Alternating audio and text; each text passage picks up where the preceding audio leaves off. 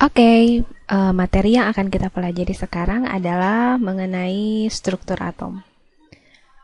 Sebabnya yaitu perkembangan teori atom. Nah, adik-adik, kalau misalkan kakak mengungkapkan tentang atom, apa yang ada di dalam benak kalian?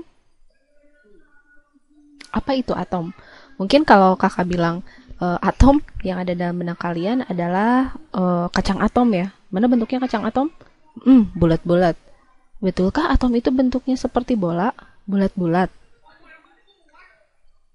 Ya, kita bedah deh. Apa sih maksudnya si atom ini? Kenapa kita harus mempelajari perkembangan teori tentang atom? Karena atom itu merupakan penyusun utama suatu zat ya. Jadi benda-benda yang ada di sekitarmu, dalam tubuhmu bahkan, seluruh alam semesta itu tersusun oleh atom. Itu sebabnya banyak filsuf dan ilmuwan mencari tahu seperti apa sih rupa atom itu, lalu bagaimana rupa atom menurut mereka. Yuk kita pelajari satu-satu. Rupa atom. Pertama, kita akan mempelajari teori atom yang dikemukakan oleh Demokritus. Nah, pada abad kelima sebelum Masehi, Demokritus, yaitu seorang filsuf Yunani, menyatakan bahwa, apa pernyataan Demokritus? Katanya, semua materi terdiri dari partikel yang sangat kecil yang tidak dapat dibagi-bagi lagi, dia namakan dengan atom. Mana pointernya? Nah, dia bilang namanya adalah atomos. Berasal dari kata a yang artinya tidak dan tomos yang artinya dibelah atau dibagi. Jadi atom itu adalah bagian terkecil buat nyusun materi yang tidak dapat dibelah atau dibagi-bagi lagi. Nah, meskipun gagasan Demokritus ini tidak dapat diterima banyak orang pada zaman itu, gagasan tersebut dapat dipertahankan seiring dengan berkembangnya peralatan laboratorium. Setelah 2 abad, teori atom ini akan berkembang dengan pesat. Kita lihat teori atom yang kedua itu muridnya Demokritus siapa? John Dalton dan bola pejalnya. Ada apa dengan John Dalton dan bola pejalnya? Nih, pada percobaan awal mengenai pembuktian atom itu diawali oleh seorang ilmuwan yang merupakan guru sains di Inggris, yaitu John Dalton pada tahun 1808. Kerja Dalton menandai permulaan awal era modern. Nah, Dalton mengeluarkan hipotesis Dalton ini mengenai materi alam yang didasari oleh teori atom. Dia rangkum menjadi, pertama katanya, unsur itu terdiri dari partikel yang sangat kecil yang disebut dengan atom. Atom digambarkan seperti bola pejal yang sudah tidak dapat dibagi-bagi lagi. Kemudian, semua atom dari unsur yang sama mempunyai ukuran, massa, dan sifat kimia yang sama. Namun, atom dari satu unsur itu akan berbeda dengan atom-atom dari unsur lainnya. Jadi, kalau kakak punya unsur hidrogen misalkan, ya ini misalkan unsur hidrogen. Atomnya atom hidrogen seperti ini bentuknya. Tapi kalau atom helium itu bentuknya bisa berbeda dengan atom hidrogen. Mungkin sama-sama bola pejal, namun ukuran, massa, dan sifat kimianya nanti akan berbeda. Bisa saja nanti dia jadi lebih besar gitu.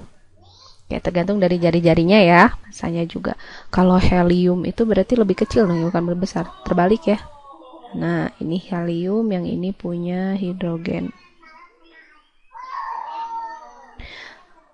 Kemudian yang ketiga, senyawa terbentuk dari unsur-unsur melalui penggabungan atom-atom yang tidak sejenis dengan perbandingan bulat dan sederhana.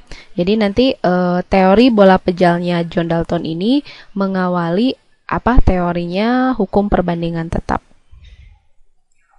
Nah, selama reaksi kimia terjadi pemisahan, penggabungan atau penata ulangan atom-atom. Tetapi atom-atom tersebut tidak dapat dihancurkan dan tidak dapat dirubah lagi, hanya mengalami penata ulangan saja. Seperti apa rupanya atom menurut John Dalton?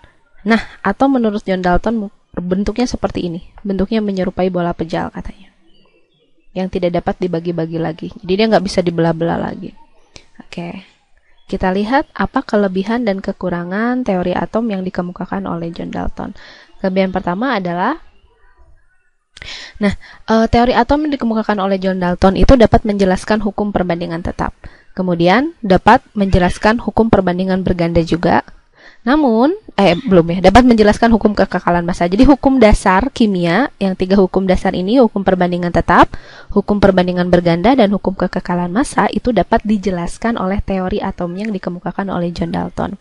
Namun, karena ilmu pengetahuan harus berkembang, kekurangan dari teori atom ini adalah Dalton tidak dapat menjelaskan adanya isotop atom dari unsur yang sama yang memiliki massa atom yang berbeda.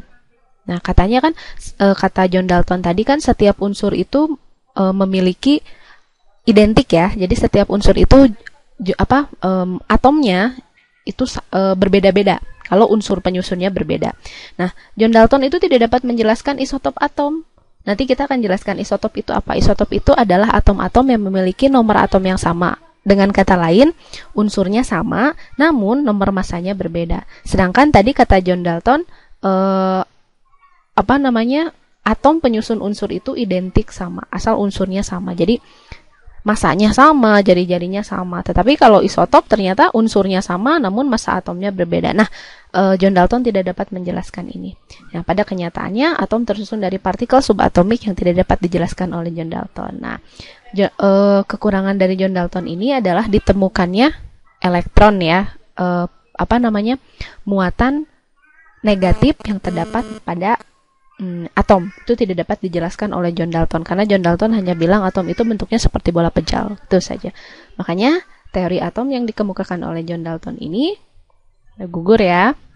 Kemudian dikembangkan selanjutnya oleh ilmuwan selanjutnya, yaitu Thomson. Dia seorang Thomson itu seorang fisikawan Inggris yang mengemukakan bahwa partikel subatomik dia mengemukakan bahwa terdapat partikel subatomik yang dia sebut dengan elektron. Dari penemuan ini, Thomson mengemukakan hipotesisnya sebagai berikut. Ini hipotesis yang dikemukakan oleh Thomson, yaitu karena elektron bermuatan negatif, sedangkan atom bermuatan listrik netral, maka dalam atom haruslah ada muatan listrik positif yang mengimbangi muatan elektron tersebut. Nah, maka dia menyusun hipotesis pertama, atom itu bentuknya bola pejal katanya. Dia bermuatan positif yang homogen. Jadi, si bola pejalnya itu muatannya positif. Namun, katanya, di dalamnya terdapat elektron yang bermuatan negatif tersebar, seperti kismis yang tersebar dalam roti. Kakak gambarkan seperti ini teori atom yang dikemukakan oleh Thomson. Jadi, atom itu bentuknya seperti bola pejal. Tetap ya, bolanya pejal. Kemudian, ini tersebar muatan negatif yang merata. Karena kan atom atom itu harus netral ya, sedangkan elektron bermuatan negatif. Jadi si rotinya ini muatannya itu positif, sedangkan kismisnya ini bermuatan negatif yang tersebar merata di seluruh bagian atomnya. Nah, ini kismisnya. Jadi muatan positif dengan muatan negatifnya berimbang. Seperti ini. Apa kelebihan dari model roti kismis ala J.J. Thomson ini? Kelebihannya pertama, dia dapat menerangkan adanya partikel yang lebih kecil dari atom, yang disebut tadi partikel subatomik, yang di dalamnya terdapat proton dan elektron. Kemudian dia dapat menerangkan sifat kelistrikan atom, yang tadi kan ada muatan positif dan muatan negatifnya. Namun, kekurangannya, model atom roti kismis ala J.J. Thomson ini tidak dapat menerangkan fenomena penghamburan sinar alfa pada lempeng tipis emas. Apa itu ya penghamburan sinar alfa pada lempeng tipis emas? Yuk kita pelajari teori atom selanjutnya yang dikemukakan oleh Rutherford. Ini dia percobaan lempeng emasnya. Jadi pada tahun 1911 Rutherford melakukan pengujian terhadap model atom Thomson yang tadi ya, dengan menggunakan hamburan sinar alfa yang ditembakkan ke lempeng lapisan emas tipis. Kalau adik-adik perhatikan di sini, ini percobaannya. Jadi ini sumber partikel alfa, ini sinar alfanya. Ini adalah lempeng emas tipis, yang ini lingkaran layar fluorescence. Jadi dia menangkap sinar ya. Ketika sinarnya dipancarkan ke lempeng emas tipis, ternyata ada yang disebarkan ya. Tuh, ada yang diluruskan, kemudian ada yang disebarkan. Keterangannya, sebagian kecil partikel alfa dihamburkan karena ada tolakan inti positif yang berukuran kecil. Oke, karena alfa itu bermuatan listrik positif. Mana pointernya? Nah, jadi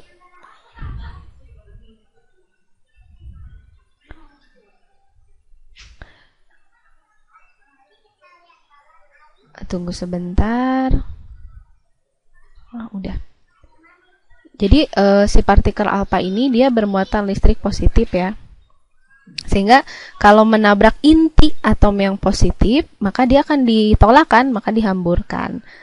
Nah, tolakan ini berukuran kecil. Kebanyakan partikel alfa yang lewat tidak disebarkan karena hampir semua berisi ruang kosong. Kalau adik-adik perhatikan, ini bertentangan dengan teori atom yang dikemukakan oleh sebelumnya Thomson. Kata Thomson kan atom itu terdiri mirip seperti roti kismis ya, kakak gambarkan kembali. Jadi kalau roti kismis tadi si rotinya itu bermuatan positif, kemudian ini kenapa?